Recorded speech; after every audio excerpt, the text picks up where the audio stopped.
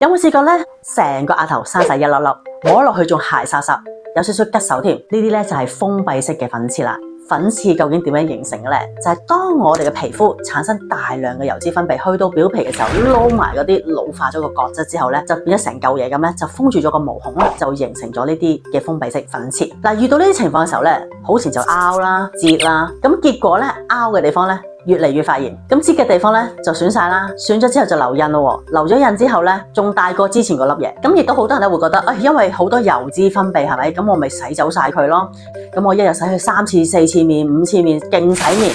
咁但係其實咧，當你過度去清潔你塊面嘅時候咧，皮膚嗰個皮脂膜咧就會俾你洗走晒噶啦。咁皮膚冇辦法可以鎖水，咁即係會點咧？就皮膚會變得好乾，皮脂腺咧會產生更加多嘅油脂咧，希望能夠可以保護到皮膚。咁所以咧，如果你想令到粉刺消失嘅話咧，只要你早晚用溫和嘅洗面產品去清潔你塊面就已經足夠啦。咁你亦都可以選用一啲低濃度嘅水楊酸產品咧去搽面，咁亦都定期做果酸咧，就可以將啲老化咗嘅角質可以剝落啦，同埋咧果酸亦都可以滲入毛孔咧，可以溶解裏面嘅油脂，疏通毛孔嘅。如果你有其他咧面部皮膚嘅問題咧，都好想了解多啲嘅話咧，歡迎咧可以留言。咁我今日就講到呢一度啦，下次再傾啊，